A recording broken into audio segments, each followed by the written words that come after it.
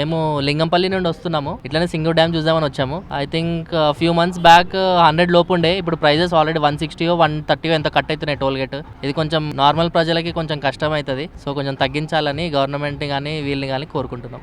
ఏం సార్ ఇంకా రేట్లు పెంచారు, ఇంకా అనిపించి ఇప్పుడు మనం ఏం చేస్తాం చెప్పు. అంతా ఏ భారమైనా మోటార్ బిల్ మీదే నడిచేది. మోటార్ బిల్ ఊర్లలో పోతే రైతుల మీద. ఎట్లాగో అనుకుంటాం కదా టోల్ రేట్ పెరిగినప్పుడల్లా అది కష్టమే అనేసి. దాని గురించి కొంచెం ఫీడ్బ్యాక్ కస్టమర్ ట్రావెలర్ కానీ కారు ఓనర్ కానీ అఫోర్డబుల్గా ఉండాలని చూసుకుంటాం. కానీ పెంచడం ఎవరైతే ఇష్టపడతారో ఎవరు ఇష్టపడతారు కదా. అంతే కదా, అఫోర్డబుల్గా ఉండాలనుకుంటే భరించేటిగా ఉండాలి కానీ భరించరాందిగా ఉండకూడదు కదా. యూజువల్గా పెడితే బాగుంటుంది.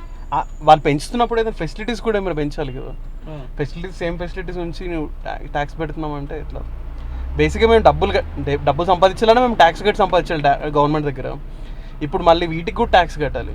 ప్రతిదానికి ట్యాక్స్, డబుల్ ట్యాక్స్ అవుతుంది కదా. అంతే, ఇంకా అంతకుమించి ఏం ఎక్స్పెక్ట్ చేస్తాం. వాళ్ళు నువ్వు ప్రైస్ పెంచావంటే నువ్వు బేసిక్గా ఉండాలి. ఐ మీన్ ఫెసిలిటీస్ కూడా పెంచాలి. మరి ఏం ఇంప్రూవ్ చేసినట్టయితే నాకు ఏమనిపించలేదు. Hi everybody, this is Kiriti Damaraju.